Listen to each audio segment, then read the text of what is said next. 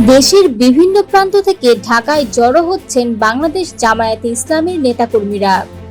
সকাল হতেই রাজধানীর রাস্তায় রাস্তায় দেখা যায় দাঁড়িপাল্লার প্রতীক আর স্লোগানে মুখরিত দৃশ্য। আজ ঐতিহাসিক সোহরাওয়ার্দী উদ্যানের ৭ দফা দাবিতে অনুষ্ঠিত হচ্ছে দলটির জাতীয় সমাবেশ। ফজরের নামাজের পর থেকে রাজধানীর আশেপাশের এলাকা দিয়ে ঢুকতে দেখা যাচ্ছে হাজার হাজার কর্মী সমর্থককে। কেউ এসেছেন টি শার্ট পরে, কেউ বা পাঞ্জাবিতে। সবার গায়ে দলীয় মনোগ্রাম ও প্রতীক স্পষ্ট। সংসদ ভবন এলাকায় রাখা হয়েছে দূরপাল্লার যানবাহন।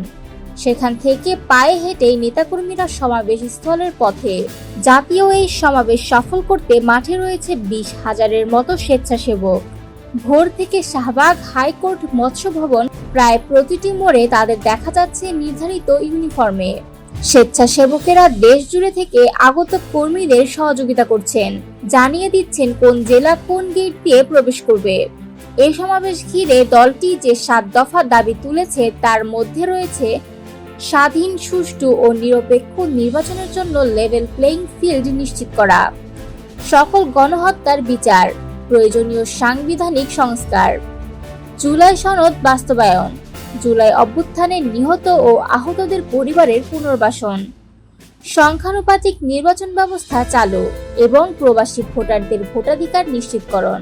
প্রথমবারের মতো এককভাবে জাতীয় সমাবেশ করছে জামায়াতে ইসলামী। এটি দলটির জন্য যেমন বড় আয়োজন, তেমনই রাজনৈতিকভাবে তার নজর কেড়েছে সবার।